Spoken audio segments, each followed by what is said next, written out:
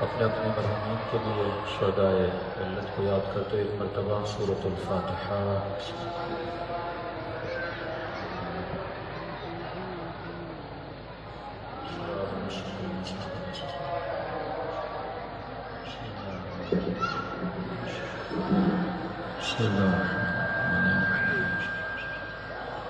ربنا تقبل منا انك انت السميع العليم صلوات پڑھے محمد وعلى محمد بسم اللہ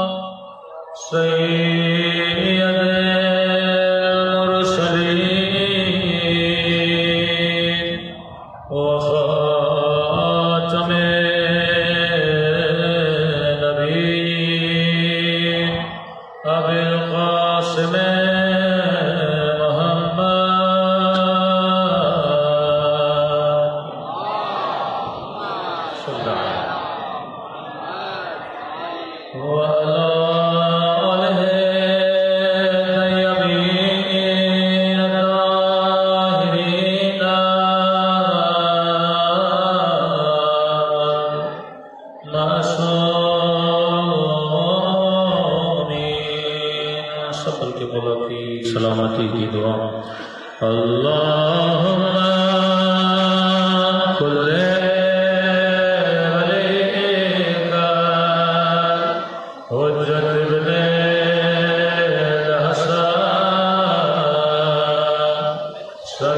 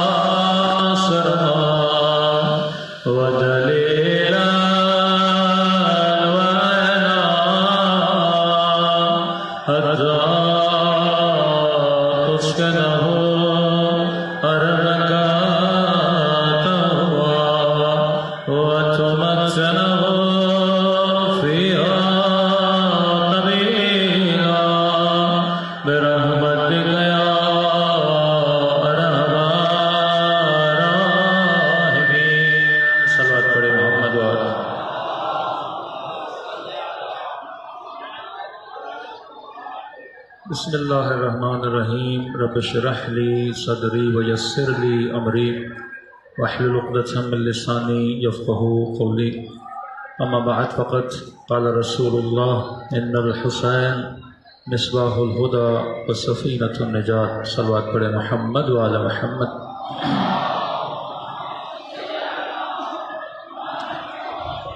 دعا ہے پروردگار عالم ہم سب کی عبادتوں کو اپنی بارگاہ میں قبول فرمائے اور جس مقصد عظیم مقصد حیات کی وجہ سے یہ فرش عزا سجایا جاتا ہے بچھایا جاتا ہے خدا ان مقاصد میں بھی ہم سب کو کامیابیاں نصیب فرما دیں۔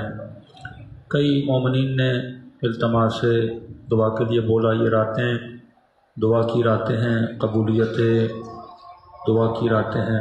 کئی مومنین بیمار ہیں، کئیوں کی شرعی حاجات ہیں، ان تمام کی شفا یابی اور حاجات کی قبولیت کے لیے ایک مرتبہ بآواز بلند صلوات پڑھے محمد وعلی محمد۔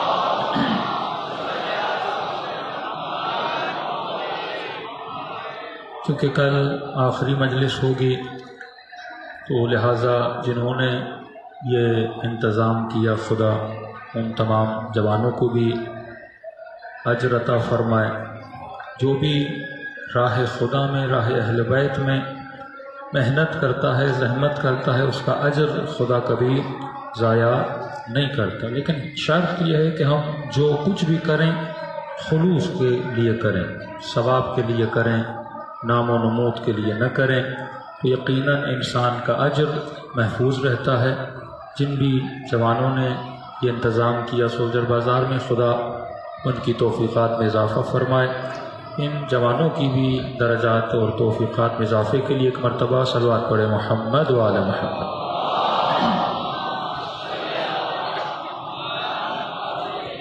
مسلسل آپ کی خدمت میں اپنے عرائض کو رکھ رہے ہیں کہ کربلا ایک تحریک کا نام ہے، کربلا ایک تہذیب کا نام ہے، کربلا ایک ثقافت کا نام ہے، کربلا ایک ریولیشن کا نام ہے، کربلا ایک سویلائزیشن کا نام ہے، کربلا ایک خاص طرز فکر کا نام ہے، کربلا شجاعت کا نام ہے، کربلا عفت کا نام ہے، کربلا حیا کا نام ہے، کربلا غیرت کا نام ہے، کربلا حریت کا نام ہے، کربلا سکھاتی ہے کہ تو نے آزاد کیسے رہنا ہے، کربلا ہر طرح کی غلامی سے رہائی کا نام ہے، شیطان کی غلامی سے رہائی کا نام کربلا، نفس کی غلامی سے رہائی کا نام کربلا، وقت کے ظالم کی زنجیروں سے رہائی کا نام کربلا، عزت کے ساتھ جینے کا نام کربلا۔ یہ سارا فلسفہ حسین ابن علی ہے کہ مجلسوں میں آؤ اور فلسفہ حسین سیکھو، مجلسوں میں آؤ نظریاتی شیعہ بنو، صرف پیدائشی شیعہ نہ بنو، نہ پیدائشی مسلمان کسی کام کا ہے، نہ پیدائشی شیعہ کسی کام کا ہے۔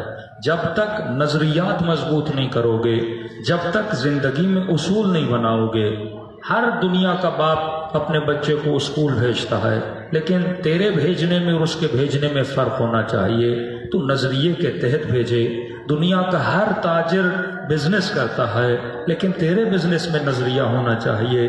دنیا کا ہر بچہ چاہتا ہے میں اچھی نوکری کروں، اچھی جاب کروں، کوئی ڈاکٹر بننا چاہتا ہے، کوئی انجینئر بننا چاہتا ہے، کوئی فزکس میں سائنسدان مثلا بننا چاہتا ہے، کوئی فزکسدان بننا چاہتا ہے، لیکن سوال یہ ہے ایسے ڈاکٹر بنو جو عادل ہو، ایسے انجینئر بنو جو عادل ہو، ایسے جج بنو جو عادل ہو، ایسے آفیسر بنو جو عادل ہو کہ تمہارے وجود کا کوئی فائدہ ہو۔ امیر المومنین فرماتے ہیں کہ خدا نے علی کو زندگی کم دی تھی، لیکن علی نے گزشتہ امتوں کی زندگیوں کو دیکھ کر ان کی زندگیوں سے علی نے بہت کچھ سیکھا ہے۔ اب حضرت نوح کو 1000 سال زندگی ملی، اب کیا نوح کی زندگی کو سمجھنے کے لیے مجھے 1000 سال چاہیے؟ عیسیٰ کی زندگی کو سمجھنے کے لیے مجھے اتنے سال چاہیے؟ حضرت ادریس کی زندگی کو سمجھنے کے لیے مجھے اتنے سال چاہیے؟ کیا کربلا کو سمجھنے کے لیے مجھے مولا حسین کی پوری زندگی میرے لیے کافی ہے؟ فرماتے ہیں نہیں۔ امیر المومنین فرماتے ہیں علی کو زندگی کم تھی، لیکن علی نے گزشتہ امتوں سے بہت کچھ سیکھا، اور گویا علی نے ہر امت کی زندگی کو دنیا میں جیا۔ تو جب تک امتوں کی زندگیوں کی غلطیوں سے سیکھو گے نہیں، تب تک زندگی میں ترقی نہیں کرو گے۔ تبھی فرمایا عقل مند کی نشانی ہے وہ امتوں کے تجربوں سے فائدہ لیتا ہے۔ 2000 کے قریب قرآن کی آیتیں ہیں، صرف امتوں کے قصے بتائے ہیں۔ یہ قصوں کی کتاب نہیں ہے، یہ لوریوں کی کتاب نہیں ہے کہ بچوں کو جس طرح کارٹون کے قصے سنائے جاتے ہیں اس طرح قصے سناؤ، نہیں۔ پورے یوسف کے قصے میں اللہ نے کن کن چیزوں کو نقل کیا؟ توکل یوسف کو، اعتماد یوسف کو، حب ذات نہیں حب خدا کو ذکر کیا، کس طرح یوسف نے اپنی شہوت پہ کنٹرول کیا، کس طرح ظالم نے یوسف کو گمراہ کرنا چاہا۔ ابراہیم کا ذکر کیا تو اللہ پر توکل، ابراہیم کا کتنا تھا کہ توحید کے لیے آگ کے اندر کود پڑے، نار نمرود کے اندر کود پڑے، جناب ہاجرہ کے ایمان کا ذکر کیا، جناب اسماعیل کا ذکر کیا۔ تو جب واقعہ کربلا سنتے ہو، اگر کربلا کے واقعے کو سننے کے بعد کربلا والی شجاعت میرے اندر نہ آئے، اگر حسین کی نماز کو دیکھ کر وہ خوف خدا میرے وجود میں نہ آئے، تو اس واقعہ کا کوئی فائدہ نہیں ہے۔ اصل واقعہ اسی لیے ذکر کیا جاتا ہے تاکہ تمہاری زندگی میں اصول زندگی ابا عبداللہ الحسین پیدا ہو جائے، نظریے ابا عبداللہ الحسین پیدا ہو جائے۔ دیکھیے انسان کیا ہے، بدن تو بدن جیسا ہے۔ آپ تصور کریے انسان ایک کمپیوٹر ہے، آپ مارکیٹ سے کمپیوٹر لیتے ہو، ڈیٹا اس کا پورا خالی ہے۔ اب آپ نے آفس ڈالنی ہے، 2 لیپ ٹاپ پڑے ہوئے ہیں ایک ہی ماڈل کے، ایک لیپ ٹاپ میں آپ نے مائکروسافٹ آفس کو بھی انسٹال کیا ہوا ہے، چند اور سافٹ ویئر بھی انسٹال کیے ہوئے ہیں، چند چیزیں پلیئرز بھی آپ نے انسٹال کیے ہوئے ہیں، لیکن یہ لیپ ٹاپ خالی ہے۔ اب میں نے اس لیپ ٹاپ کو اس لیپ ٹاپ جیسا بنانا ہے تو کیا کرنا ہوگا؟ جو ڈیٹا اس لیپ ٹاپ میں ہے یہ ڈیٹا میں نے یہاں پہ ٹرانسفر کر دینا ہوگا۔ یہ تو نہیں ہو سکتا کہ بندہ بولے نہیں میں نے لیپ ٹاپ جیسا لیپ ٹاپ لیا ہے لہٰذا اس لیپ ٹاپ میں ڈیٹا بھی وہی ہوگا، سافٹ ویئر بھی وہی ہوں گے۔ بھائی آپ نیا موبائل بھی لیتے ہو نا، پرانے موبائل کا جتنا ڈیٹا ہے نئے موبائل میں ٹرانسفر کرتے ہو۔ اب ایک جیسے موبائل لینے سے ڈیٹا ٹرانسفر نہیں ہوتا، جب تک ڈیٹا کو ٹرانسفر نہ کیا جائے۔ تو آپ نے اپنے ذہنوں میں حسین کا ڈیٹا ٹرانسفر کرنا ہے، آپ نے اپنے ذہنوں کے سافٹ ویئر میں ابھی عبداللہ الحسین کا ڈیٹا ٹرانسفر کرنا ہے، آپ کے اپنے وجود میں امام علی کا ڈیٹا ٹرانسفر کرنا ہے۔ اب جب سافٹ ویئر علی والا ہو گیا، جب سافٹ ویئر حسینی ہو گیا تو آپ کی ساری پروگرامنگ کس حساب سے چلے گی؟ امام حسین کی طرح۔ جب آپ کے طرف فلاں بندہ نظریاتی شیعہ ہے، مطلب اس کے ذہن میں حسین کے نظریات ہیں، اور یہ بدن کس کے حساب سے چل رہا ہے؟ امام کے نظریوں سے۔ اب کسی کا سافٹ ویئر کرسچینٹی کا ہے، کسی کا سافٹ ویئر یہودیوں والا ہے، کسی کا سافٹ ویئر ظلم والا ہے، کسی کا سافٹ ویئر شہوت والا ہے۔ اب مختلف لوگ ہیں، مختلف ذہنیتیں ہیں، تو مجلس امام حسین کا مطلب یہ ہے کہ انسان کی ذہنیت کو حسین جیسا بنا دیا جائے، انسان کے ذہن کو علی بن ابی طالب جیسا بنا دیا جائے۔ تو جب تک ذہن سازی نہیں ہوگی، اب آپ بولیں کہ مولانا ہم نے بہترین سوسائٹی بنائی ہے، بھائی کون سی؟ شیعہ سوسائٹی بنائی ہے، بڑی ڈیولپ سوسائٹی ہے۔ اہل بیت کی نظر میں وہ سوسائٹی ڈیولپ نہیں ہوتی جس کی بلڈنگز ڈیولپ ہوتی ہیں، علی کی نگاہ میں وہ سوسائٹی ڈیولپ ہوتی ہے جہاں انسان خود ڈیولپ ہوتے ہیں، جہاں انسانیت ڈیولپ کی جاتی ہے، جہاں انسان سازی کی جاتی ہے، جہاں فکر سازی کی جاتی ہے۔ ارے روڈ تو ہم سے اچھے انگریز بنا لیتے ہیں، بلڈنگ تو ہم سے اچھی انگریز بنا لیتے ہیں۔ اصل کام کیا ہے کہ انسان سازی کی جائے، قلب سازی کی جائے، فکر سازی کی جائے، ذہن سازی کی جائے۔ اور یہ ذہن کہاں بنتے ہیں؟ یہ فرش عزائے حسین پہ آ کے بنتے ہیں۔ صلوات پڑھے محمد و آل محمد۔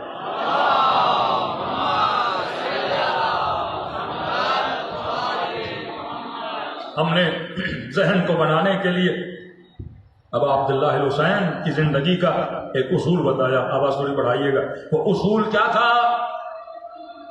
کہ اول سے لے کر آخر تک، آدم سے آؤ خاتم تک، علی بن ابی طالب سے لے کر حجت خدا آخری امام تک، ہر امام میں خوف خدا پایا جاتا تھا۔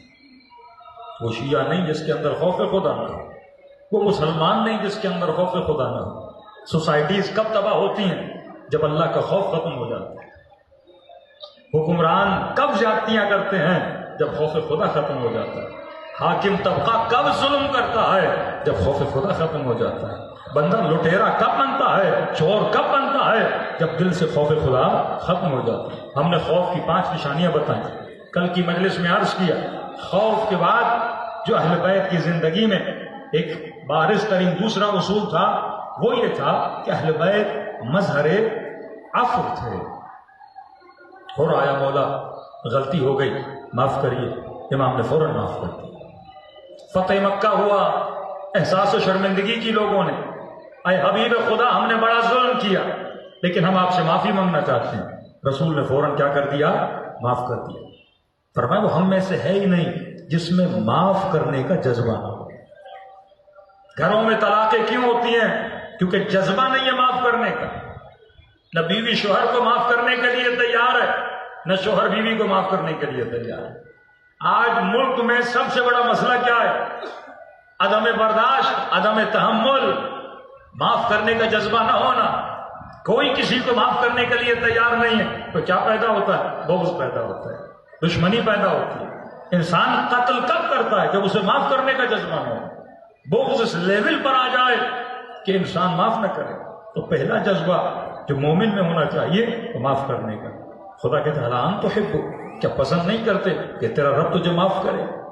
اے حبیب کہہ دو، کیا یہ امت یہ نہیں چاہتی کہ میں اللہ معاف کر دوں؟ کیا یہ نہیں چاہتے قیامت کے دن میں ان کے گناہوں کو معاف کروں؟ بندوں نے کہا خدایا کیوں نہیں چاہتے؟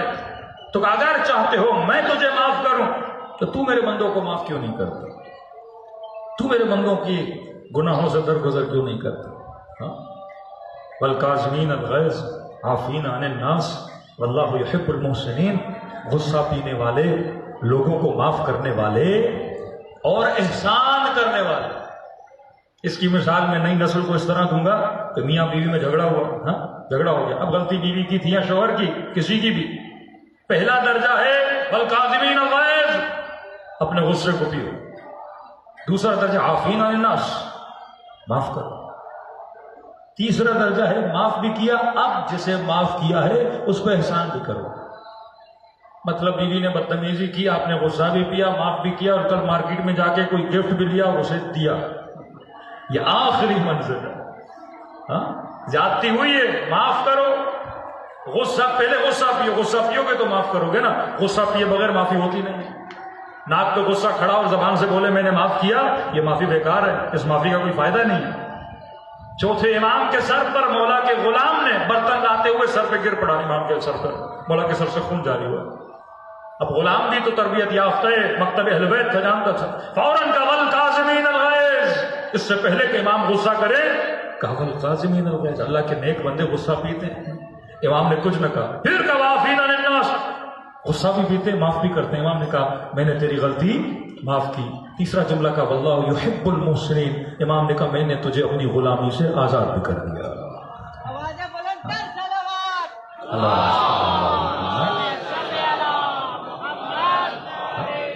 آج یہ جذبہ امت میں ختم ہو چکا ہے، معاف کرنے کا جذبہ، بخشش کا جذبہ۔ اپنے دلوں کو بغض سے، نفاق سے، نفرتوں سے صاف کرو۔ اور دشمن کیا کرتا ہے؟ مومن کو مومن سے کیسے لڑاتا ہے؟ بغض ڈالتا ہے اس کے دل میں، نفرت ڈالتا ہے اس کے دل میں، اور بغض ڈالنے کی سب سے جو کڑی ہے ام الامراض وہ غیبت ہے۔ میں IRC میں اس پہ بہت کچھ پڑھ چکا، غیبت پہ سب سے بڑی معاشرے کی بیماری ہے غیبت۔ آج ٹی وی کھولو غیبت، خبر سنو غیبت، کبھی آڈیو لیک، کبھی ویڈیو لیک، کبھی پتہ نہیں کیا کیا لیک ہو رہا ہے۔ اللہ کہتے عیبوں کو دیکھو تو چھپاؤ، عیب بتانے سے معاشرہ فجیع ہوتا ہے، معاشرے کی جرت بڑھتی ہے۔ میں کئی بار کہہ چکا، پہلے جب ایک بری خبر نہ پھیلاؤ، اچھی خبروں کو پھیلانا یہ میڈیا کا کام ہوتا ہے۔ نیگیٹو میڈیا کی رپورٹنگ یہ ہے کہ معاشرے میں بری خبر پھیلانے سے کیا ہوگا؟ برائی ہوگی۔ ایک زمانہ تھا جب ہم، بہت پرانی باتیں، جب کراچی میں ڈیلی 7-8 لاشیں گرتی تھیں، ہم لاہور جاتے تھے تو ایک مومن کو ہم نے کہا لاہور آئیے، کہ نہیں کراچی میں تو روز لوگ مرتے ہیں، آپ رہتے کیسے؟ میں نے کہا بندے خدا تو 2.5 کروڑ کا شہر ہے، 6-7 لوگ تو ویسے ہی مر جاتے ہیں، اب یہ تھوڑی ہر گلی میں بندہ مر رہا۔ اب انہوں نے میڈیا پہ ایسا دکھایا جیسے کراچی میں کوئی بندے چلتے ہی نہیں ہیں، بس چلتے پھرتے لوگ مرتے ہیں۔ ذہن سازی ایسی کی جاتی ہے۔ پہلے پاکستان میں مثلاً کہیں پہ قتل و غارت ہوا، آپ کو پتا چلا ایک حادثہ ہوا ہے، 5 لوگ مر گئے، تو لوگوں کے منہ میں انگلیاں، 5 لوگ مر گئے۔ پھر آیا 10 لوگ مر گئے۔ ایک وقت ایسا آیا کہتے تھے 200 لوگ مر گئے، لوگ کہتے تھے اچھا 200 لوگ مر گئے، کوئی بڑی بات نہیں تھی یہ سننا کہ 200 لوگ مر گئے۔ ایک کبھی چیز کو سن سن کے انسان مردہ ہو گیا۔ ظالم معاشرہ، امام حسین کیا سمجھانا چاہتے ہیں؟ وجود تیرا مردہ نہ ہو جائے۔ کونوا للظالم خصما وللمظلوم عونا، وجود تیرا کانپ جائے اگر تجھے پتا چلے کہیں پہ ظلم ہوا ہے۔ کہ یہودی خاتون کے پاؤں سے اگر کوئی چیز اتار لی جائے اور مسلمان کو پتا چلے اور خبر سن کے مر جائے، فرمایا یہ شہید ہے۔ یہ درد اس کے دل میں پیدا ہو جائے۔ لیکن اس قدر معاشرے میں نفرت کو پھیلا دو، خوف کو پھیلا دو کہ شیعہ میرے دوسرا کا ہے، شیعہ میرا کیا جائے گا۔ کوئی کسی اور قوم کا مرے، یہ قوم بولے میرا کیا جائے، میری قوم والا تو نہیں مرا. یہ ڈویژن لوگوں کے ذہنوں میں نفرتوں کو اتنا بھر دو. فرماتی مسلمان نہیں ہے جس کے دل میں بغض ہے، جو معاف کرنا نہیں جانتا. حر نے حسین کا راستہ روکا تھا. کہتے اگر حر راستہ نہ روکتا کربلا کا نقشہ بدل جاتا. بولا حسین کوفے پہنچتے نقشہ اور ہوتا. پورا پانی حسین ابن علی نے حر کو پلا دیا. لیکن جب معافی مانگنا آیا بھیا کہہ کر حسین نے سینے سے لگایا. عافین عن الناس، جو لوگوں کو معاف کرنے کا جذبہ رکھیں. صلوات پڑھے محمد وآل محمد پر.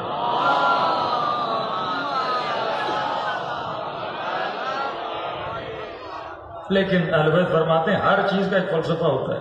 یاد رکھیں، ایک چیز یاد رکھیں، ہم کیونکہ مٹیریل ہیں، ہم برائی کو تب تک برائی نہیں مانتے جب تک اس کو ایک خاص شیپ کے اندر نہ دیکھیں. مثلا آپ کے لیے جھوٹ بڑا گناہ ہے یا زنا بڑا گناہ ہے؟ زنا کو ہم بڑا گناہ مانتے ہیں. آپ کی نظر میں غیبت بڑا گناہ ہے یا زنا بڑا گناہ ہے؟ زنا بڑا گناہ ہے. حالانکہ برعکس ہے. فرمایا جو غیبت کرے گویا اس نے اللہ کے گھر میں اپنے محرم میں، نام نہیں لے رہا جو معصوم نے لیا تقدس منبر کی وجہ سے، اپنے محرم کے ساتھ گویا اس نے زنا کی اللہ کے گھر میں. جو غیبت کرے، یعنی خدا بھی کہہ رہا ہے جب تک میں تجھے دکھاؤں نہیں نا تو اس چیز کو برا نہیں سمجھے گا. جب تک میں تجھے کوئی جسمی مثال نہیں دوں نا تجھے برائی نہیں لگتی. کہ ایسے ہے جیسے اپنے مردہ بھائی کا گوشت کھانا. سن رہا ہے مسجد میں غیبت، امام بارگاہ میں غیبت، گھر کے اندر غیبت، مزے لے رہے ہیں. اب کسی مومن کو کہو خدا نہ خواستہ تیرا بھائی مر جائے، تیرے سامنے تجھے بولا جائے اس بھائی کا گوشت کاٹ کے کھاؤ گے؟ کہ مولانا سوچ کے بھی پتہ نہیں کیا ہو رہا ہے. کہ تو ڈیلی یہ عمل کرتا ہے. جب معصوم کہہ رہے ہیں کہ یہ گناہ اتنا کیوں یہ گناہ زنا سے بڑا ہے، کیوں یہ گناہ قتل سے بڑا ہے؟ کیوں؟ کیونکہ جب تو ایک زنا کرتا ہے الیاذ باللہ، یہ تیرا انفرادی گناہ ہے، کسی کو نقصان نہیں ہوتا. تو جانتا ہے، تیرا اللہ جانتا ہے تو نے گناہ کیا، اس کی سزا خدا تجھے دے گا. لیکن جب تو غیبت کرتا ہے، کسی کی برائی کرتا ہے، تو لوگوں کو لڑاتا ہے، یہ فتنہ ہے. جب تو منبر سے جا کے ایسی گفتگو کرتا ہے کہ مسلمان آپس میں لڑیں، یہ فتنہ ہے.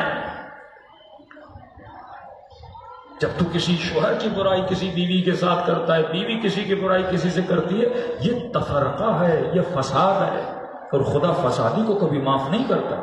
یہ حقوق الناس ہے، اس کا جواب کیسے دے گا؟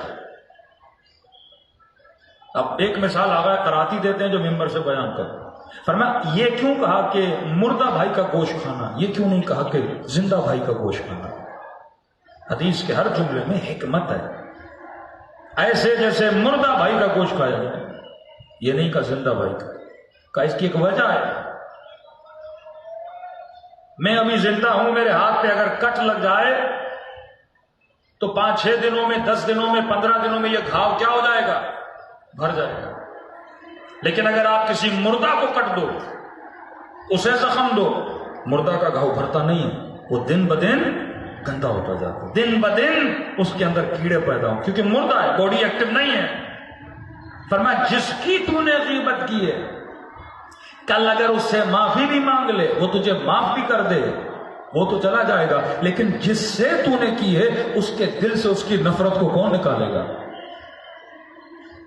یہ ناسور کی طرح معاشرے کو تباہ برباد کر دیتا ہے. لرز جاتا ہے انسان کا وجود کہ مولا یہ بولے جس طرح خانے خدا میں کوئی بدکاری کرے. آپ یہ دیکھو مسجد کے اندر کوئی بدکاری کرے، اب اس کے ساتھ کیا حال کرو گے؟ بہت ہی بندہ غیرت کا نکما اور غیرت کا کم بھی ہو، کم از کم اسے نکال نہیں سکتا، اسے کچھ بول نہیں سکتا، اس منظر کو دیکھے گا نہیں، نکل جائے گا. کہ اتنی جرت تو رکھو. اخلاق مند معاشرہ کب بنتا ہے؟ جب معاشروں میں ایک دوسرے کی برائیاں نہیں کی جاتی. اور یہ کب ہوتا ہے؟ وَلْيَعْفُوا وَلْيَصْفَحُوا حَتَّىٰ يَغْفِرَ اللَّهُ لَكُمْ. اے مومن بخشنا سیکھ، معاف کرنا سیکھ. کہ چھٹے ماں فرماتے دو مومن آپس میں ناراض ہو جائیں، 3 دن سے زیادہ گزر جائیں، اگر صلح نہ کریں ان دونوں پر اللہ کی اور علی کی اور رسول کی کیا ہے؟ لعنت ہے. جو اپنے بغض سے دل نہ نکالے. 18 سال علی ابن مہدیار جا رہے ہیں، 18 سال خانہ خدا پر کہ مجھے حجت خدا کی زیارت ہو جائے، امام زمانہ کی زیارت ہو جائے. 18 سال کے بعد جب زیارت ہوئی، 3 دن خیمے میں مولا کے ساتھ رہے. جاتے ہی امام نے اس پر اعتراض کیا، علی ابن مہدیار 18 سال سے میں ہر سال تیرا انتظار کرتا تھا. کہ مولا میں تو آ رہا ہوں، آپ ملتے نہیں تھے، اوپر سے بلیم مجھے کر رہے ہیں کہ آپ میرا انتظار کر رہے تھے. جی علی ابن مہدیار، تیرے وجود میں ایک بیماری تھی جس نے میری زیارت سے تجھے روکا ہوا تھا. مولا میں تو نماز بھی پڑھوں، میں تو خمس بھی دوں، مولا میں تو یتیم پروری کروں، مولا میں عابد، مولا میں نے کوئی خطا نہیں کی، میں نے کوئی جھوٹ نہیں بولا، میں نے کوئی غیبت نہیں کی. فرمایا علی ابن مہدیار 18 سال سے تو اپنی سگی بہن سے ناراض تھا. جب تو میرے شیعہ سے قطع رحم کرے، مجھ سے کیسے توقع رکھتا ہے کہ میں تجھ سے ملوں؟ اس سال جب تو آ رہا تھا ہم نے تیرے دل میں ڈالا کہ بہن سے مل کے آئے. کربلا جا رہا ہے مولا حسین کی زیارت پہ، لاکھ لوگوں کا حق غصب کیا ہوا، رشتہ داریوں میں ناراض کیا ہے، اور حسین کو راضی کرنے چلا ہے. اللہ کے بندوں کو پہلے راضی کر، خلوص دل سے. رضا کا مطلب یہ نہیں اللہ کو ناراض کر کے ان کو راضی کر، نہیں، جس میں خدا راضی ہے کم از کم اتنا تو کر. یہ اصول زندگی اہل بیت علیہ الصلوۃ والسلام. کتنی محبت کربلا میں، خدا کی قسم کبھی بھائی کی بھائی سے محبت اتنی دیکھی ہے جتنی عباس حسین سے کر، کبھی بہن کی بھائی سے اتنی محبت دیکھی ہے، کبھی بیٹی کی باپ سے محبت دیکھی ہے، کبھی بیویوں کی محبت شوہر سے اتنی دیکھی ہے جتنی کربلا میں. ایک بیوی نہیں، 2 بیویاں کربلا میں ہے، لیکن کس قدر محبت ہے. عشق حسین کہ کل فلاں اپنا بیٹا قربان کرے گی، میں کیسے بیٹا قربان کروں؟ بھائی کی بیوی جناب ابن فروا، قاسم کل مجھے شرمندہ نہ کرنا، کل کو یہ نہ بولے کہ ماں کے دودھ کا اثر تھا، بہادری سے میدان میں جانا. یہ کیسی نظریاتی سوچ ہے جو مائیں اپنے بچوں کے ذہنوں میں. قطعاً نکاح دنیا پر نہیں ہے، بس نکاح یہ ہے کہ قیامت کے دن ہمیں سرخرو ہونا ہے. یہ زندگی گزر جانے والی زندگی ہے. تو امیر المؤمنین اہل بیت علیہ الصلوۃ والسلام اور کربلا کا ایک اصول کیا ہے؟ معاف کرنا. اگر آپ کے اندر معاف کرنے کا جذبہ نہیں ہے، اگر کسی مومن کے بغض نکالنے کا جذبہ نہیں ہے، اگر کسی مومن کے ساتھ احسان کرنے کا، انفاق کرنے کا جذبہ نہیں ہے، تو آپ کربلائی نہیں ہو سکتے. اور ایک واقعہ نہیں ہے، اور کا مطلب یہ ہے ایک خطا کار حسین کی دربار میں معافی مانگنے آیا تھا اور حسین نے بھیا کہہ کے اور کو سینے سے لگا دیا. صلوات پڑھے محمد والے.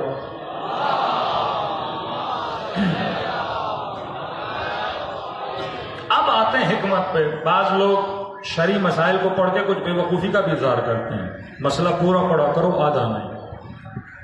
غیبت کرنا اتنا برا جتنا میں نے بتایا، اس سے بھی زیادہ حدیثیں خیر، لیکن کئی جگہوں پہ غیبت کرنا ثواب ہے. یہ دین بڑا عجیب ہے. مرکزیت کیا ہے؟ معاشرے کو نقصان نہ ہو، لوگوں کو نقصان نہ ہو. لیکن کئی جگہوں پہ غیبت کرنا جائز نہیں بلکہ ثواب ہے. 3 جگہوں پہ. کہاں پہ؟ کوئی شخص آیا اور کہنے لگا کہ آپ کی بیٹی کا رشتہ ہمیں چاہیے. اب آپ اس خاندان کو جانتے نہیں، اس لڑکی کو. آپ نے کہا کہاں رہتے ہو؟ اس نے کہا مثلا ہم ڈیفینس میں رہتے ہیں. آپ نے کہا ٹھیک ہے، ہم آپ کو 1 ہفتے کے بعد 2 ہفتے کے بعد بتائیں گے. اب آپ نے تحقیق کی، جناب کا نمبر لیا، پتا چلا کہاں رہتا ہے. آپ ڈیفینس چلے گئے. اس کے ہمسائے، اس کے کولیگس جو اس کے ساتھ کام کرتے تھے، لڑکا جس اسکول میں پڑھتا تھا، آپ نے جا کے ایک مومن کو پکڑا. بھائی فلاں کو جانتے ہیں؟ اس نے کہا جانتے ہیں. یہ کیسے لوگ ہیں؟ آپ نے کہا کیوں؟ کا بیٹی کا رشتہ مانگا ہے. اب آپ کو پتا ہے مثلا خدا نہ خواستہ بندہ غلط ہے، اس کے بیٹے میں مثلا نشے کی عادت ہے، ہاں جوا کی عادت ہے، شہوت ران ہے، نامحرموں کے ساتھ اس کے تعلقات ہیں. اب آپ یہ بولو نہیں غیبت کرنا حرام ہے. اسلام کہتا ہے یہاں غیبت کرنا ثواب ہے، کیونکہ اس کی بیٹی کی زندگی تباہ ہو جائے گی اور اسی کو بتاؤ، اور پھر یہ نہیں کہ ٹی وی پہ بیٹھ جاؤ کہ فلاں کا بیٹا برا ہے، نہیں، عمومی طور پہ نہیں، جس کا اس کے ساتھ معاملہ اسے بتاؤ کہ بندے خدا آپ بیٹی تو دے رہے ہو لیکن ہم آپ کو بتا دیتے ہیں اس کے اندر یہ برائیاں ہیں، پھر آپ اس کی تحقیق کرو. یہ نہیں کہ ایک بندے سے سن کے کانوں کے کچے بن کے، ہو سکتا ہے وہ اس کا دشمن ہو سکتا ہے وہ نہ چاہتا ہو اس کا آپ کے ساتھ رشتہ. ایک آدمی سے، دو آدمی سے، تین آدمی سے، اب جن لوگوں سے پوچھ رہے کم از کم پھر پتا بھی ہو بندہ سچ ہے جھوٹ ہے، اس کی تحقیق کرو اس معاملے میں. دوسرا معاملہ تجارت کا معاملہ ہے. آپ بزنس کر رہے ہو، کسی کے ساتھ پارٹنرشپ کر رہے ہو، آپ کو نہیں پتا بندہ امین ہے، بندہ چور ہے. اب آپ اس کے پارٹنر سے جا کے پوچھتے ہو، آپ اس کے پارٹنر ہو، آپ سے کوئی پوچھے گا بھائی فلاں بندے کے ساتھ بزنس کر رہا ہوں، آپ نے اس کے ساتھ کیا تھا، بندہ امین تو ہے نا، پیسے تو نہیں کھائے گا. اب یہاں پہ یہ نہیں بولو کہ غیبت کرنا حرام ہے، اسے بتاؤ تاکہ اسے کل بزنس میں نقصان نہ ہو. تیسری جگہ، اگر کوئی مظلوم تیرے پاس آئے اور اپنے دل کا درد تجھے سنائے، کسی کے ساتھ ظلم ہوا ہے، کسی نے کسی کی بیٹی کو طلاق دے دی، کسی نے اس کا مال لوٹ لیا، کسی نے اسے مارا، کسی نے اسے گالیاں دی، کوئی بھی زیادتی کی ہے. اب یہ بندہ بھرا ہوا ہے نا، یہ آتا ہے اپنا درد سناتا ہے، تو معصوم فرماتے صرف اس لیے سنو تاکہ مظلوم کا من کیا ہو جائے، ہلکا ہو جائے. ہمدردی کی نیت سے چار جملے اس سے سن لو، اس میں بھی عیب نہیں ہے. اب آتے ہیں معافی پر. معاف کرنے کا بہت ثواب ہے، لیکن فرماتے ایک جگہ پہ معاف کرو، تین جگہوں پہ معاف نہ کرو. اگر اس نے تیرے ساتھ زیادتی کی ہے، تجھے گالیاں دی ہیں، تیرا حق کھایا ہے، تیرے پیسے واپس نہیں دے رہا، اور تو استطاعت رکھتا ہے اور وہ تجھ سے معافی مانگتا ہے، اور کی طرح معاف کرو. مولا معافی کس کے لیے اور کس کے لیے نہیں کا؟ تین لوگوں کے لیے معافی نہیں ہے. پہلا وہ بندہ جس کے لیے معافی نہیں. العفو للمقر لا للمصر. معافی مقر کے لیے ہے، مصر کے لیے نہیں. مقر مطلب جو اپنی خطا کا اقرار کرے. پیسے کھائیں، ہاتھ جوڑ کے معافی مانگ رہا ہے، گالی دیے معافی مانگ رہا ہے، زیادتی کیے، بیٹی کے ساتھ زیادتی کیے معافی مانگ رہا ہے، داماد آ رہا ہے معافی مانگ رہا ہے، بہو ہے سسر سے معافی مانگ رہی ہے. کہ اگر معافی مانگ رہا ہے تو معاف کر. لیکن ایک مرتبہ بندہ وہ ہے جس نے خطا کی ہے لیکن معافی نہیں مانگ رہا، بار بار اپنی خطا پہ اٹکا ہوا ہے. ایک بار گالی دے رہا ہے، دو بار گالی دے رہا ہے، آپ کی توہین کر رہا ہے، معافی نہیں مانگ رہا، مصر ہے، ریپیٹڈلی وہ خطا کیے جا رہا ہے. اس کے لیے معافی نہیں ہے. معصوم فرمایا جنگ بدر میں ایک بندہ رسول کے مقابلے میں آیا، جنگ ختم ہوئی، اس کو لوگوں نے پکڑا کہ یا رسول اللہ یہ ہم سے لڑنے آیا تھا. فوراً جیسے رسول کو دیکھا نبی کے قدموں پہ گر گیا، یا رسول اللہ معاف کر دو، غلطی ہو گئی، آج کے بعد نہیں کروں گا. نبی نے کہا معافی مانگ رہا ہے، کہ خبردار کل پھر نہ کرنا. مصر، اصرار مطلب بار بار یہ گناہ نہ کرو، چلے جاؤ. آپ کے آفس میں ایک بندے نے ایک بار غلطی کی، کہا سیٹھ جی اگلی بار نہیں کروں گا، پھر غلطی کی، نہیں پھر غلطی کی، اب اس کے لیے معافی نہیں ہے. یہ مصر ہے، ریپیٹڈلی گناہ کر رہا ہے. اللہ بھی یہی دیکھتا ہے. امام حسین کہتے ہیں مولا پروردگارہ معاف کر، 10 دن گزرے پھر بندہ وہی. امام رضا فرماتے ہیں جو اللہ کی دربار میں توبہ کرے اور یہ ذہن میں رکھ کے توبہ کرے کہ پھر جا کے گناہ کروں گا، یہ کہا رب کا مذاق اڑا رہا ہے، توبہ تھوڑی کر رہا ہے. خربن مقربن، مصر نہ بن. نبی نے کہا معاف کیا، چلا جا. جنگ احد ہوئی، پھر آیا رسول سے لڑنے کے لیے. اب جب یہ پکڑا گیا رسول کے سامنے لایا، یا رسول اللہ یہ وہی ہے جو بدر میں آیا تھا، معافی مانگی تھی، اب دوبارہ آیا ہے. اب پھر وہی ڈرامے بازی شروع ہو گئی، یا رسول اللہ معاف کریے، اگلی بار نہیں آؤں گا. نبی نے کہا نہیں، اب اسے سزائے موت دو. معافی مصر کے لیے نہیں ہے، معافی مقر کے لیے ہے، جو اقرار کرے کہ میں نے گناہ کیا ہے. تبھی خدا کہتا ہے پھر میں ایسے معاف کرتا ہوں جیسے شکم مادر سے ابھی پیدا ہوا ہے. صلوات پڑھے محمد و آل محمد.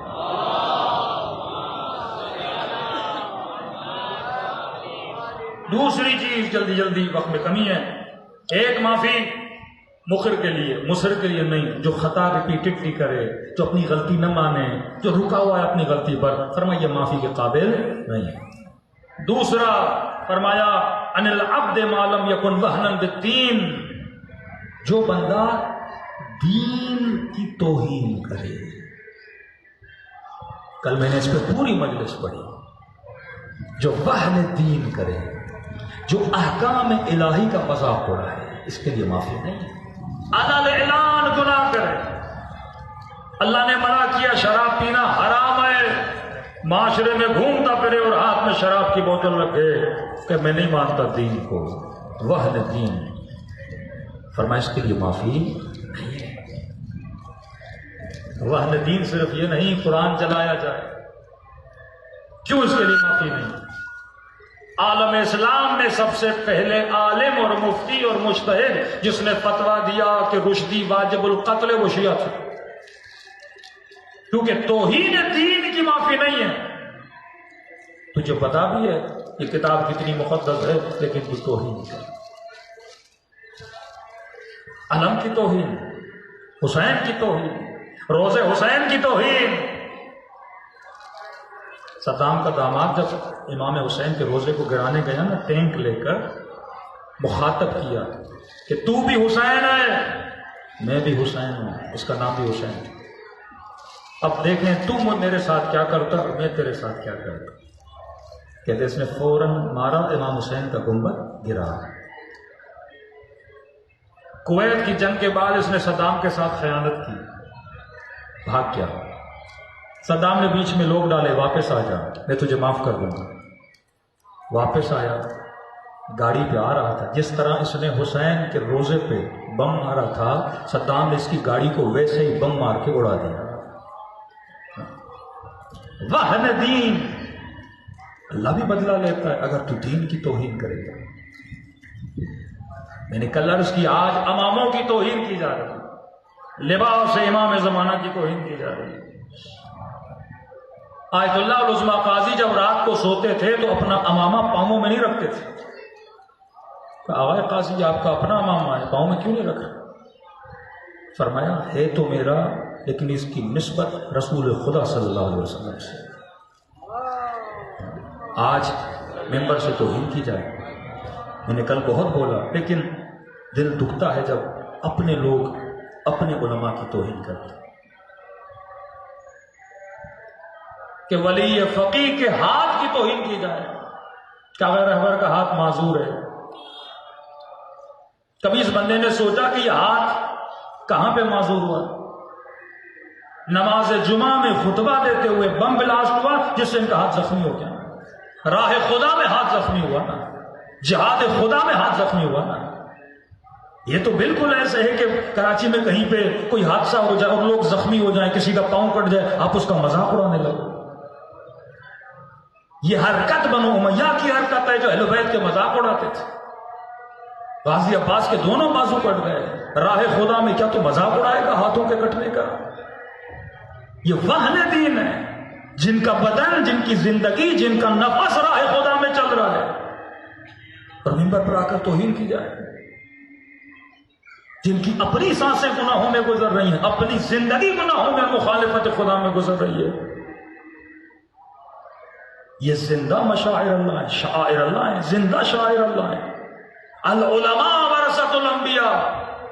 میں علماء سو کی بات نہیں کر رہا. امام زمانہ کے بعد اگر ہوئے زمین کسی کی اللہ کی نظر میں عزت ہے، کوئی نہیں علماء کی، نہیں مناظر کی. اب معاشرہ مردہ ہو جائے، وہن دین ہو رہا ہو پر انسان پرواہ نہ کرے. جس طرح پاکستانی مسلم معاشرہ حدود الہی کو توڑا جاتا ہے، پرواہ نہیں. اسمبلی کے فلور پہ کھڑے ہو کے ایک اسمبلی کا ممبر یہ کہے کہ میں آتا ہوں مجھے شراب کی بو آتی ہے، اور سارے ہنس رہے ہیں. یہ وہن دین ہے. ہر طرح کا قانون پاس کیا جاتا ہے. ایک تو سمجھ جاتی پاکستان میں مخلوق کون سی ہے.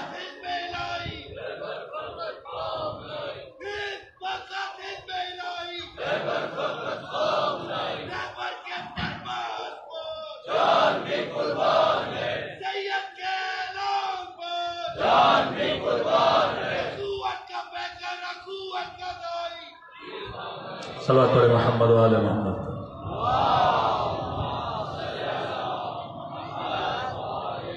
وہن دین کی توہین کی جائے. اگر انسان کے وجود میں دینداری کا مطلب کیا ہے؟ دیکھیے، غیرت صرف ناموس کی غیرت نہیں ہوتی، غیرت دینی، غیرت وطنی، غیرت ملی، یہ ساری غیرت کی اقسام ہیں.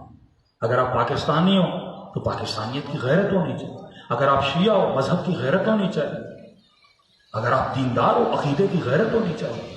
برملا منبر پر آ کر توہین کی جائے تو لوگ سنتے رہے.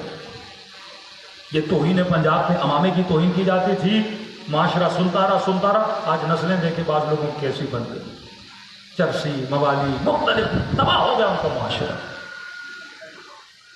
اگر یہی چیزیں کراچی میں ہونے لگی، یہی چیزیں کہ بولے یہ پڑھے لکھے لوگوں کا شہر ہے، اور یہاں پہ یہ چیزیں ہوں تو یہ وہن دین ہے. علی ابن ابی طالب کا اپنا سمجھو صحابی نام نجاشی، یہ بھی نقطہ اخلاقی ہے. رات کے وقت مسجد کی طرف جا رہا تھا، اس کے چند دوستوں نے اسے کہا آجا ہمارے گھر. یہ لاؤڈ کی سیٹنگ پتہ نہیں کیوں بار بار خراب کر رہے ہیں. صلوات پڑھے محمد و آل محمد.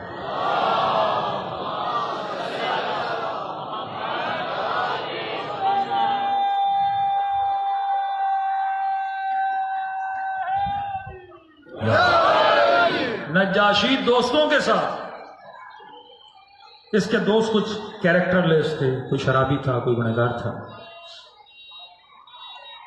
نجاشی نے کہا میں تمہارے ساتھ نہیں آؤں گا، تمہاری محفلیں صحیح نہیں ہوتی. انہوں نے کہا نہیں تھوڑی دیر کے لیے آؤ، کیا ہوتا ہے. کل بھی میں نے عرض کیا شیطان کم سے شروع کرتا ہے، زیادہ پہ راضی ہوتا ہے. کبھی یہ دھوکہ مت کھایا کرو غلط دوستوں کے ساتھ، 10 منٹ بھی جاؤ گے بگڑ جاؤ گے. یہ ممکن نہیں کہ تو نہ بگڑے. یہ چلا گیا غلطی کر کے دوستوں کے ساتھ، اور جیسے گیا شراب کی محفل تھی، انہوں نے اصرار کیا تھوڑا پی لے تھوڑا پی لے، اور پیتے پیتے اس نے بہت پی لی. اب جب نکلا ان کی محفل سے گلی میں آیا، اب ظاہر نشہ پیا تھا، دماغ تو اس کا کام کر نہیں رہا تھا، عجیب غریب الٹی سیدھی باتیں کرنے لگا. اصحاب امیر المومنین نے اسے پکڑا اور علی کے پاس لے کر آئے. یا علی، شراب پی کر گلیوں میں گھوم رہا ہے. اب تنہائی میں پی کے کمرے میں ہوتا تو پکڑا نہ جاتا. گناہ جب سوشل ہو جائے، ایک مرتبہ آپ گناہ کرتے ہو بند کمرے میں، آپ جانو اللہ کا اللہ جانے، لیکن ایک مرتبہ نہیں، گناہ کو معاشرے میں پھیلاؤ. اس کا اثر کیا ہوتا ہے؟ قبح گناہ ختم ہوتا ہے، دوسرے لوگ بھی گناہ کرتے لگتے ہیں. ایک عرب ملک ہے مغرب، پورچگل کے ساتھ ہے، یہاں پہ بڑا حجاب تھا. انہوں نے کہا حجاب کو کیسے ختم کریں؟ اب 2 طریقے ہوتے ہیں، یا تو فلموں کے ذریعے، ڈراموں کے ذریعے، لاؤڈز کے ذریعے، غلط تبلیغات کے ذریعے لوگوں کا حجاب چھینا جائے. انہوں نے کہا نہیں، ہم ایک نئی ٹیکنیک لیتے ہیں. کون سی ٹیکنیک کی؟ انہوں نے 6, 7 یا 20 خواتین، بد حجاب ترین خواتین، ان کو پیسے دے کے ہائر کیا، اور مغرب کے ملک کی گلیوں میں انہوں کو کہا کہ تمہاری ڈیوٹی یہ ہے، صبح نکلو گی، شام تک گلیوں میں، بازاروں میں، محلوں میں گھومو گی، اور رات کو واپس آؤ گی، مہینے میں تمہیں اچھی خاصی سیلری دی جائے گی. یہ ڈیلی بیسس پر یہی کرتی تھی کہ وہ ملک جہاں پہ عورتیں چادریں پہنتی تھیں، حجاب کرتی تھی، ان کا کام کیا تھا؟ بے حجاب ہو کے گلیوں میں گھومیں، اور یاد ہو کر مثلا نیم بہنا لباس پہن کے گلیوں میں چلیں. اب ایک عورت نے دیکھا، دوسری دیکھا دیکھی ہوتی ہے نا، آہستہ آہستہ بد حجابی پورے ملک میں کیا ہو گئی؟ پھیل گئی. بے ادبی بھی اسی طرح پھیلتی ہے. ایک بندہ بے ادبی کرتا ہے، 2 بندے بے ادبی کرتے ہیں، پھر آہستہ آہستہ پورے معاشرے میں کیا ہو جاتا ہے؟ بے ادبی پھیل جاتی ہے. نجاشی نے شراب پی، امیر المومنین کے سامنے، یا علی معافی چاہتا ہوں، غلطی ہو گئی. اپنوں نے کہا کہ علی ابن ابی طالب اسے معاف کر دیں، غلطی کی ہے، اپنا بندہ ہے. امام نے کہا نہیں، عدالت علی اس چیز کی اجازت نہیں دے. اگر علی عادل ہے تو اپنے لیے، اپنے کے لیے بھی ہے، غیر کے لیے بھی ہے. فوراً علی ابن ابی طالب اسے 100 کوڑے تازیہ نے مارے، اپنا بندہ تھا. اگلے دن علی سے ناراض ہوا اور امیر شام کا جا کر صفائی کر کا حدود پروردگار عالم پہ ہم کوئی کمپرومائز نہیں کریں. اور وہن دین پہ کبھی کمپرومائز نہیں کیا کرو. 4 دوستوں میں بیٹھے ہو، اگر کوئی ایک بندہ بھی توہین کرے، اس بات پہ کمپرومائز نہ کیا کرو، کیونکہ جب تم نے توہین سننا برداشت کر لی، معاشرے سے غیرت دینی کیا ہو جاتی ہے؟ ختم ہو جاتی ہے. صلوات پڑھے محمد و آل محمد.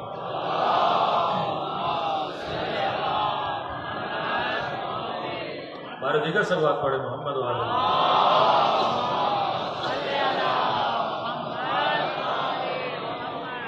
بار دیگر صلوات پڑھے محمد والے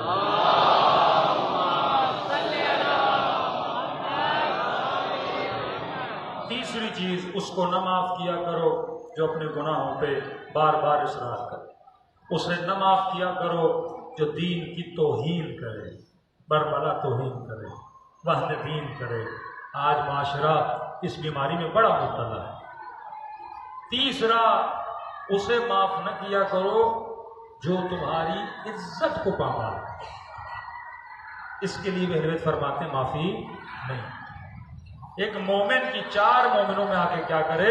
توہین کرے، اس کی معافی نہیں، کیونکہ مومن کی عزت کعبے کے برابر۔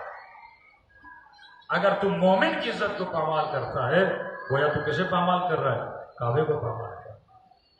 اگر تم مومن کی توہین کر رہا ہے۔ چھٹے امام کا ایک صحابی تھا، وقت کے حاکم نے صحابی کو پکڑ لیا۔ امام کو خبر پہنچی، مولا وہ جو آپ کا صحابی ڈیلی آتا تھا، گورنر نے اسے پکڑ لیا۔ امام نے گورنر کو مخاطب کیا، کہا یہ نمازی ہے، یہ زاہد و عابد ہے، اختلافات کو دور کر، اسے آزاد کر۔ اس نے کہا نہیں کروں گا تو کیا ہوگا؟ امام نے کہا بد دعا دوں گا تجھے۔ اس نے کہا آپ نے جو کرنا ہے کریں، آپ ایسے بول رہے ہیں بد دعا دیں گے جیسے آپ کی بد دعا مجھے لگ جائے گی۔ توہین کی امام معصوم۔ کہتے 2-3 دن گزرے، امام بیٹھے تھے، کسی نے آ کر مولا کو خبر دی، مولا اس لئی نے آپ کے صحابی کی گردن کو کاٹ دیا، مار دیا اس۔ کہتے چھٹے امام نے جیسے سنا فوراً سجدے میں گئے اور کہنے لگے پروردگار العجل العجل العجل، اے خدا اس کی موت جلدی لا۔ کہتے ابھی امام نے تیسری بار العجل کہہ ہی رہے تھے، اس بدبخت گورنر کے گھر سے چیخ اور آہ بکا کے رونے کی آوازیں آ گئی۔ بندہ دوڑا آیا، مولا بیٹھا ہوا تھا ہٹا کٹا، اچانک گویا کسی نے اس کا گلا دبایا اور اس کو روح نکل کے چلی گئی۔ توہین نہ کیا کر، توہین اہل بیت برداشت نہیں کر۔ کربلا کے میدان میں امام حسین نے خیموں کے اطراف میں خندق کھودی تاکہ کسی کا ہاتھ بھی خیام حسینی تک نہ پہنچے، اس خندق میں آگ جلائی۔ ایک لعین وہاں پہ کھڑا تھا اور امام حسین کی توہین کر کے کہنے لگا کہ حسین تو آگ کس کے لیے جلا رہا ہے؟ ہمارے لیے۔ حسین انتظار کر، علیاذ باللہ ثم علیاذ باللہ، حسین اسی آگ میں تو نے چلے جانا ہے۔ جب یہ جملہ سنا تو امام حسین کو بڑی تکلیف ہوئی، کہا تو آل رسول کی توہین کر رہا ہے، برملا میدان میں کھڑے ہو کر توہین کر رہا ہے۔ اسی وقت امام حسین نے دعا کی کہ اے خدا اسے اسی آگ میں جلا کر موت دے۔ یوم عاشور یہی بندہ جب خندق کے ارد گرد گھوم رہا تھا، اچانک اس کے گھوڑے نے اپنے قدموں کو اوپر کیا، اس کا پاؤں پھنسا اور اسی خندق میں جو امام نے آگ جلائی تھی وہیں پر جل کر کیا ہو گیا؟ مر گیا۔ توہین خدا برداشت نہیں کرتا۔ بھلا تنابزوا بالالقاب، اے مومن کبھی ایک دوسرے کو غلط القاب سے نہ پکارا کرو۔ آج عباس کا دن ہے، کربلا جاتے ہو نا، 2 روزے تجھے نظر آتے ہیں، ایک روزہ حسین کا، دوسرا روزہ عباس کا۔ لیکن میرے عزیز دور سے ایسے لگتا ہے کہ 2 اماموں کا روزہ، لیکن ایک امام زیادہ ہے، ایک معصوم ہے، صاحب ولایت ہے، ایک معصوم کا بھائی ہے۔ لیکن اتنی عزت خدا نے عباس کو کیوں دی؟ جعفر بھی تو حسین کے بھائی تھے، 4 بھائی تھے، ایک بھائی کا اتنا رتبہ کیوں ہے؟ وہ کون سی صفت ہے جس نے عباس کو عباس بنایا؟ فرمایا وہ تھا ادب عباس۔ جس بندے میں ادب نہیں ہے وہ عباس کو سمجھ نہیں سکتا۔ تاریخ کربلا لکھتی ہے کہ 2 محرم کو جب شمر لئی نے کہا خیمے ہٹا دیے جائیں تو حضرت عباس نے اپنی تلوار سے ایک لکیر کھینچی کہ اگر کسی میں جرت ہے تو اس لکیر کو پار کر کے دکھائے، جب تک میں عباس ہوں کوئی خیموں کو ہاتھ بھی نہیں لگا سکتا۔ تاریخ لکھتی ہے کہ امام حسین کو پتا چلا، سیدہ زینب کے خیمے میں گئے، فرمایا بہن زینب میں نے سنا ہے کہ عباس نے خط کھینچی ہے۔ کہ جی آقا، کس میں جرت ہے عباس کے ہوتے ہوئے خیموں کو ہاتھ بھی لگائے؟ مولا آپ کیا چاہتے ہو؟ فرمایا بہن زینب میں ابھی جنگ نہیں چاہتا، میں یہ چاہتا ہوں کہ خیموں کو ہٹا دیا جائے۔ تو مولا کون سی بڑی بات ہے، آپ کہہ دیجیے عباس خیموں کو ہٹا دو۔ فرمایا بہن زینب مجھے خوف ہے کہیں میں اپنے شیر کو کہوں میرے شیر کا دل نہ ٹوٹ جائے۔ کیوں بھیا حسین؟ بہن زینب جب حسن کے جنازے پہ تیر چلے تھے میرے غازی نے تلوار نکالی تھی، میں نے کہا عباس تلوار کو نیام میں رکھ، کربلا میں تلوار چلانا۔ عباس نے میری سنی۔ بہن زینب جب مدینے میں یہ لائیں مجھ سے بیعت لینے آئے، میرے ساتھ بے احترامی کی، عباس نے اس وقت بھی تلوار نکالی، میں نے کہا عباس ابھی نہیں کربلا۔ بہن زینب جب ہر نے لجا میں فرس میں ہاتھ ڈالا اس وقت بھی میرے غازی نے تلوار نکالی، میں نے کہا عباس اب نہیں کربلا۔ بہن زینب اب تو کربلا آ گئی، اب کیا کہوں اپنے عباس کو۔ یہ زینب ہے جو جگہ جگہ حسین کی مدد کے لیے آئے۔ فرمایا بھیا حسین آپ چلے جائیے، میں عباس کو سمجھا دیتی ہوں۔ اما فضا ذرا میرے بھائی عباس کو تو بلانا۔ بی بی فضا کہتی ہے خیمے کے در پہ گئی، دور سے کیا دیکھ رہی ہوں؟ عباس کے ماتھے پہ پسینہ، چہرے پہ جلال، آستینوں کو الٹا ہوا ہے، تلوار ہاتھ میں ہے کسی کی جرأت جو آگے بڑھے۔ وہیں سے آواز دی آقا حرم سے آقا ذاتی بلا رہی ہیں۔ کہتی ہے دوڑے دوڑے آئے، ماتھے کا پسینہ صاف کیا، جو آستینیں الٹی ہوئی تھیں آستینوں کو سیدھا کیا، صبر کیا تاکہ غصہ ٹھنڈا ہو جائے، اور خیمے کے در پہ ایسے کھڑے ہوئے جیسے 4 سال کا بچہ اپنی ماں کے سامنے کھڑا ہو جائے۔ جی آقا زادی آپ نے بلایا؟ جی عباس آ جاؤ۔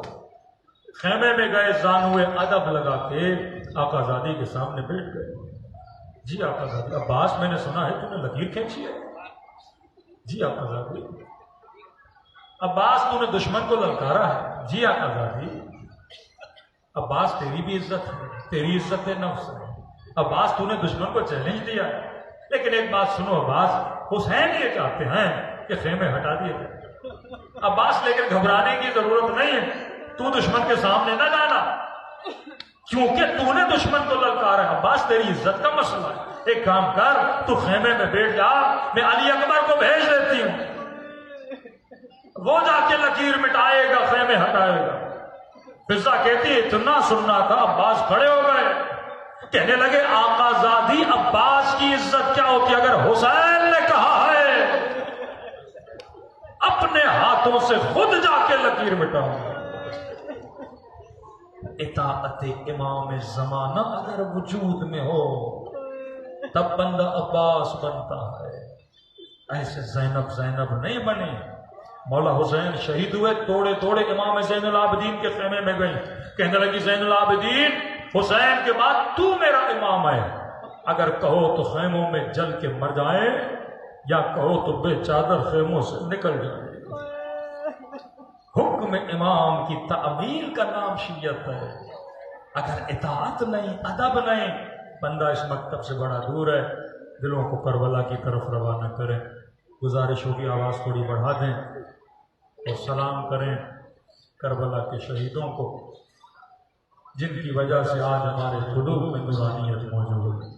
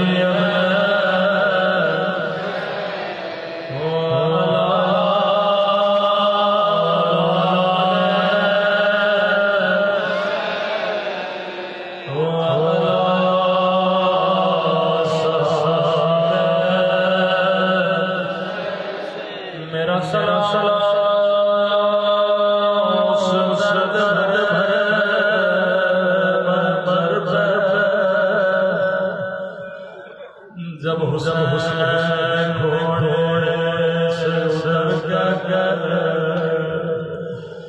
دو کٹے ہوئے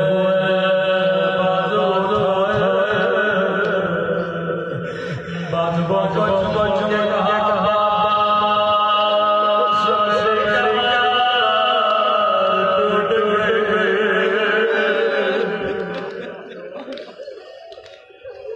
اے خدا تجھے حسین کی کمر تجھے دو کٹے ہوئے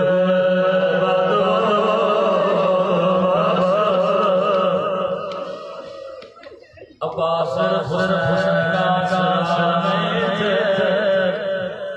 تاریخ بنا جب بھی شہید کا نام میں آتا تھا یہ دوڑی زینب کے عباس رو کہتی تھی ہماری چادر کیا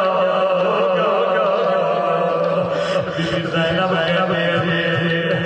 بیبیوں گھبرانے کی ضرورت نہیں جب تک میرا عباس زندہ ہے کوئی خیموں کے قریب آ سکتا مولا حسین کی خدمت میں مولا اب مجھ سے برداشت نہیں ہوتی اب مجھ سے سکینہ کی پیاس برداشت نہیں ہوتی امام نے فرمایا عباس میں تجھے روکتا نہیں لیکن عباس زینب کو تجھ پہ بڑا بھروسہ ہے اگر زینب اجازت دے تو چلے جانا بی زینب کے خیمے میں آیا آقا دادی غلام میں آیا خیمے کے اندر گئے زانوں میں ادب لگا کے بیٹھ گئے بی زینب نے کہا عباس میں سمجھ گئے کیوں آئے ہو عباس میں تجھے رو گئے لیکن عباس زینب کی کچھ باتیں سنتا جا جی میری آقا عباس شہر کوفہ تھا بابا علی کی حکومت تھی میرا قافلہ شہر کے باہر آیا بابا نے فرمایا حسن رات ہونے دے بازاروں کو بند ہونے دے لوگوں کو گھروں میں جانے دے پھر میری بیٹی زینب کو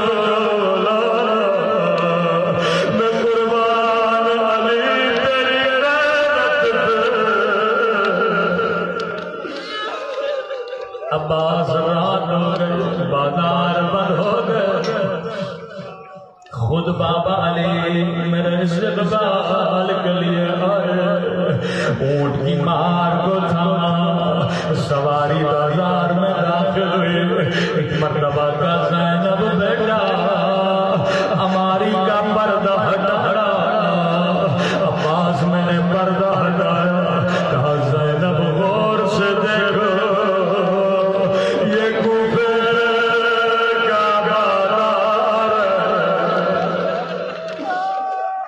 عباس میں پریشان بازار بیٹیوں کو کیوں دکھا رہے پھر سواری آگے بڑھی پھر کہا زینب ہماری کا پردہ ہٹانا میں نے پردہ ہٹایا کہا زینب غور سے دیکھو یہ کوفیوں کے گھروں کی چھت ہے عباس میری سمجھ میں نہیں آیا پھر میری سواری کو رکا کہا زینب ہماری کا پردہ ہٹانا یہ کوفے کا چوک ہے میں نے کہا بابا یہ مجھے کیوں دکھا رہے بیٹیا اور بازار بابا نے میری سواری بٹھائی کبھی میرے ہاتھوں کا بوسہ لینے لگے کبھی میرے سر کا بوسہ لینے لگے زینب یہی بات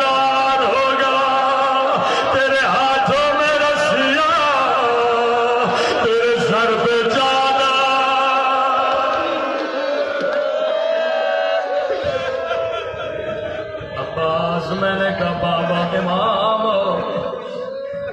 علم غیب جانتے بابا میں اعتراض نہیں کرتے لیکن ایک سوال ہے جی بیٹی زینب بابا جس بھی بہن کا ایک بھائی ہو اسے کوئی آنکھ اٹھا کے نہیں دیکھتا وہ اللہ نے مجھے 18 بھائی دیے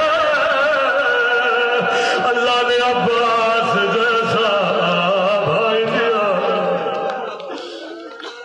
سنو گے عباس بابا نے کیا کہا روکے گا زینب حسن نہ رہیں گے حسین نہ رہیں گے ایک مرتبہ کا عباس کھڑے ہو جا غازی کھڑے ہوئے زینب نے دونوں باہیں عباد کے گلے میں ڈالے روکے گا خدا حافظ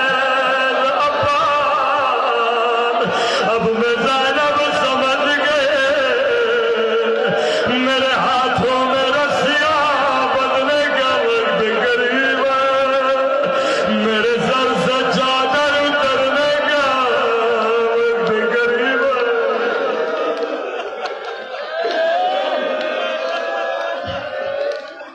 جب بھی بازار میں کٹے گردن کو دیکھتے تھے روکے کہتی تھی عباس آنکھیں